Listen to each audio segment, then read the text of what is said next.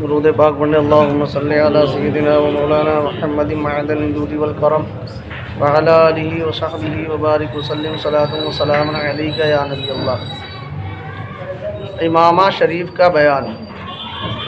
امامہ باندھنا سنت ہے، خصوصاً نماز میں، کہ جو نماز امامے کے ساتھ پڑھی جاتی ہے اس کا ثواب بہت زیادہ ہوتا ہے۔ امامے کے متعلق کچھ مسائل فقہیہ یہاں پہ بیان کیے جا رہے ہیں۔ فرماتے ہیں کہ امامہ باندھے تو اس کا شملہ پیٹھ پر دونوں شانوں کے درمیان لٹکا لے۔ شملہ امامے کے پیچھے جو کپڑا لٹکا ہوا ہوتا ہے اس کو شملہ کہتے ہیں۔ اب شملہ کتنا ہونا چاہیے اس میں اختلاف ہے۔ زیادہ سے زیادہ اتنا ہو کہ بیٹھنے میں نہ دبے۔ مثال کے طور پہ اگر کوئی بہت زیادہ لمبا لٹکاتا ہے، کمر کے نیچے آ رہا ہے تو وہ بیٹھنے میں دبے گا، تو اتنا نہیں ہونا چاہیے، سمجھ رہے ہیں؟ اتنا ہو کہ جب بیٹھے تو دبے نہیں، تو یہ ہے کہ کمر سے تھوڑا اوپر تک رکھے تاکہ جو ہے بیٹھنے میں نہ دبے۔ بعض لوگ شملہ بالکل نہیں لٹکاتے، یہ سنت کے خلاف ہے۔ اگر کوئی امامہ باندھتا ہے اور پیچھے کا کپڑا جو شملہ جسے کہتے ہیں وہ نہیں نکالتا ہے تو یہ سنت کے خلاف طریقہ ہے امامہ باندھنے کا۔ اور بعض شملہ کو اوپر لا کر امامے میں گھرس دیتے ہیں، یہ بھی نہ چاہیے۔ یعنی شملہ تو لٹکایا اور پھر اٹھا کر کے یہاں لگا لیا، تو یہ طریقہ بھی کیا ہے؟ غلط ہے کہ پیچھے کو لا کر کے یہاں اسے گھرس دیا جائے۔ خصوصاً حالت نماز میں ایسا ہے تو نماز مکروہ ہوگی۔ کسی نے امامہ باندھا، شملہ پیچھے سے اٹھا کر کے ادھر گھرس دیا، تو ایسی صورت میں فرماتے ہیں کہ نماز مکروہ ہوگی اور ایسا نہیں کرنا چاہیے۔ امامے کو جب پھر سے باندھنا ہو تو اسے اتار کر ضمیر پر پھینک نہ دے۔ ایسا نہیں ہے کہ آپ کو دوبارہ امامہ باندھنا ہے تو لیا اور زمین پہ ڈال دیا، بلکہ جس طرح لپیٹا ہے اسی طرح ادھیڑا جائے، یہی سنت طریقہ ہے۔ مطلب ایک ایک پینچ کر کے آپ نے امامے کو باندھا تھا تو کھولنے میں بھی اس کا طریقہ یہی ہونا چاہیے کہ یہاں سے آپ ایک پینچ نکال کے اس طریقے سے پورا امامہ کھولیں۔ مگر حضور علیہ الصلاۃ والسلام امامہ بھی باندھتے تھے۔ اچھا، آگے فرماتے ہیں ٹوپی پہننا خود حضور اقدس صلی اللہ تعالیٰ علیہ وسلم سے ثابت ہے، یعنی اللہ کے رسول نے ٹوپی پہنی مگر حضور علیہ الصلاۃ والسلام امامہ بھی باندھتے تھے، یعنی امامے کے نیچے ٹوپی ہوتی۔ اور یہ فرمایا کہ ہم میں اور ان میں فرق ٹوپی پر امامہ باندھنا ہے، یعنی کفار و مشرکین بھی وہاں پہ امامہ باندھتے تھے، تو ان کا اور مسلمانوں کا فرق یہی تھا کہ وہ امامے کے نیچے ٹوپی نہیں لگاتے تھے، اور جو مسلمان امامہ باندھتے تھے وہ گویا کہ نیچے ٹوپی لگاتے تھے، اوپر سے اس کے امامہ باندھتے تھے۔ تو پھر بغیر ٹوپی کے امامہ بھی نہیں باندھنا چاہیے کہ یہ سنت کے خلاف طریقہ ہوگا۔ یعنی ہم دونوں چیزیں رکھتے ہیں اور وہ صرف امامہ ہی باندھتے ہیں، اس کے نیچے ٹوپی نہیں رکھتے۔ چنانچہ یہاں کے کفار بھی اگر پگڑی باندھتے ہیں تو اس کے نیچے ٹوپی نہیں پہنتے۔ بعض نے حدیث کا یہ مطلب بیان کیا کہ صرف ٹوپی پہننا مشرکین کا طریقہ ہے، مگر یہ قول صحیح نہیں ہے۔ صرف ٹوپی پہننا مشرکین کا طریقہ نہیں ہے، کیونکہ مشرکین عرب بھی امامہ باندھا کرتے تھے۔ مرقات شرح مشکات میں مذکور ہے کہ حضور اقدس صلی اللہ تعالیٰ علیہ وسلم کا چھوٹا امامہ 7 ہاتھ کا اور بڑا امامہ 12 ہاتھ کا تھا۔ یہ گویا کہ امامے کی مقدار بتائی کہ کتنا لمبا ہونا چاہیے۔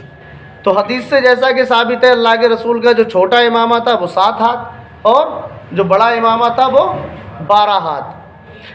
اب اگر کسی کو امامہ لینا ہے تو 7 یا 12 یا اس کے بیچ کی مقدار کا امامہ لے۔ مثال کے طور پہ 9 ہاتھ کا لے لیا یا 10 ہاتھ کا لے لیا تو یہ صحیح ہے، چلے گا۔ البتہ 7 سے کم کر کے 6 کا لینا چاہے تو یہ سنت کے خلاف ہوگا۔ 12 سے زیادہ کر کے 13-14 ہاتھ کا لینا چاہے تو یہ بھی سنت کے خلاف ہوگا۔ لہذا جتنی مقدار حدیث سے ثابت ہے اتنی ہی مقدار یا اس کے درمیان کا امامہ لینا چاہیے۔ بس اسی سنت کے مطابق امامہ رکھے، اس سے زیادہ بڑا نہ رکھے۔ بعض لوگ بہت بڑے امامے باندھتے ہیں، ایسا نہ کرے کہ سنت کے خلاف ہے۔ یہاں پہ کچھ اور مسائل صاحب کتاب بیان فرماتے ہیں، متفرق مسائل ہیں۔ بزرگان دین، اولیاء و صالحین کے مزارات طیبہ پر غلاف ڈالنا جائز ہے، جبکہ یہ مقصود ہو کہ صاحب مزار کی وقعت نظر عوام میں پیدا ہو۔ اس کا مقصد یہ ہے کہ اگر چادر پڑی ہوئی ہوگی ان کی قبر پہ تو کسی کو بھی یہ پتہ لگے گا یہ کسی خاص انسان کی قبر ہے، تو اس کی اہمیت، اس کی وقعت جو ہے اس کی نظر میں بڑھ جائے گی۔ تو اس نیت سے اگر غلاف اور چادر وغیرہ جو ڈالی جاتی ہے، اگر ڈالنا چاہتا ہے تو بلا شبہ ڈال سکتا ہے۔ ان کا ادب کریں، ان کے برکات حاصل کریں، کہ اگر پتہ ہی نہیں ہوگا یہ کس کی قبر ہے تو اس طریقے سے وہ فیض بھی حاصل نہیں کر سکتا، اور اتنا ادب و احترام بھی وہ نہیں کرے گا کہ ایک اللہ والے کی قبر کا جو ادب و احترام ہونا چاہیے۔ ویسے تو ہر مسلمان کی قبر کا احترام واجب ہے، مگر مثال کے طور پہ جیسے زندگی میں ہم ایک جو اللہ والا نہیں، ایک عام سا انسان ہے، اس کا اتنا ادب نہیں کرتے ہیں، مگر وہیں پہ کوئی اللہ والا نیک انسان متقی پرہیزگار آ جاتا ہے تو ہم اس کا بہت زیادہ ادب کرتے ہیں۔ ایسے ہی ان کی وفات کے بعد بھی ان کا ادب و احترام ہمارے اوپر واجب ہوتا ہے۔ یادداشت کے لیے، یعنی اس غرض سے کہ یہ بات یاد رہے، بعض لوگ رومال یا کمر بند میں گرہ لگا لیتے ہیں یا کسی جگہ انگلی وغیرہ پر ڈورا باندھ لیتے ہیں، یہ بھی جائز ہے۔ مثال کے طور پہ کوئی بات آپ کو یاد نہیں رہے گی تو آپ نے یہ سوچ کے کہ یہ گانٹھ لگا لوں کسی چیز رومال میں یا کوئی تاگا وغیرہ انگلی میں لپیٹ دیا تاکہ اسے دیکھ کے وہ بات یاد آ جائے، اگر اس غرض سے کسی چیز میں گرہ لگائی یا تاگا وغیرہ انگلی پہ لپیٹ دیا، باندھ دیا، تو ایسا کرنا جائز ہے، اور بلا وجہ ڈورا باندھ لینا یہ مکروہ ہے۔ اب بلا وجہ کیا ہے؟ مثال کے طور پہ اجمیر شریف چلے گئے، کہیں چلے گئے، اب وہ وہاں سے پتہ نہیں کس نے یہ رسم نکال دی، وہ تاگے وہاں بکتے ہیں، اب وہ لائے اور صاحب اجمیر شریف کا تاگا ہے، تو یہ سب باندھنے کو شریعت نے اجازت نہیں دی ہے، یہ سب مکروہ طریقہ ہے، مکروہ ہے، سمجھ رہے ہیں؟ تو یہ نہیں باندھنا چاہیے، اگر کسی ضرورت سے باندھا ہے تو باندھنے کی اجازت ہے۔ گلے میں تعویذ لٹکانا جائز ہے جبکہ وہ تعویذ جائز ہو، یعنی آیات قرآنیہ یا اسماء الہیہ یا ادعیہ سے تعویذ کیا جائے، ادعیہ یعنی دعاؤں سے۔ اور بعض حدیثوں میں جو ممانعت آئی ہے اس سے مراد وہ تعویذات ہیں جو ناجائز الفاظ پر مشتمل ہوں، جو زمانہ جاہلیت میں کیے جاتے تھے، کہ ان کے کچھ الفاظ کفریہ شرکیہ ہوتے تھے اور وہ انہیں لکھ کر کے دے دیتے تھے، تو اللہ کے رسول نے ان سے منع فرمایا۔ البتہ کسی نے کوئی قرآن کی آیت لکھ کر کے دی، کوئی دعا لکھ کر کے دی، یا اس کے عدد نکال کر کے وہ عدد لکھ کر کے دیے، تو یہ سارے تعویذات جس میں کسی طرح شرعی اعتبار سے کوئی قباحت نہ ہو تو اس کے باندھنے میں بھی کوئی برائی اور قباحت نہیں ہوتی ہے۔ اچھا، فرماتے ہیں اسی طرح تعویذات اور آیات و احادیث و ادعیہ کو، احادیث حدیث کی جمع ہے اور ادعیہ یہ دعائیں وغیرہ، ان سب کو رکابی میں لکھ کر مریض کو بنیت شفا پلانا بھی جائز ہے۔ مثال کے طور پہ کسی نے آپ کو بتایا بھی سورہ فاتحہ آپ رکابی میں لکھیں اور پانی سے دھو کے اسے پلائیں، تو یہ پلانا جائز ہے۔ یا کوئی دعا حدیث میں وارد ہوئی، اسے آپ لکھ کر کے پلانا چاہتے ہیں تاکہ ہمارے انسان کو جو ہے شفا ملے، صحت ملے، تو یہ سب اس شفا کی نیت سے آپ لکھ سکتے ہیں اور پلا بھی سکتے ہیں۔ کہ قرآن ہے یا حدیث کی جو دعائیں ہیں، اللہ رب العزت ان کے ذریعے سے ہمیں شفا دیتا ہے۔ دیکھیے شفا تو حقیقتاً اللہ کے حکم میں ہے، مگر ان چیزوں کو ذریعہ بنایا۔ سورہ فاتحہ کا نام ہی سورہ شفا ہے، علماء فرماتے ہیں کیوں؟ اس کو پڑھ کر کے دم کرنے سے، اس کو پانی پہ پھونک کر کے دم کر کے پینے سے مرضوں کو شفا ملتی ہے، مریضوں کو شفا ملتی ہے، اور مرض سے آدمی نجات پا جاتا ہے، صحت یاب ہو جاتا ہے۔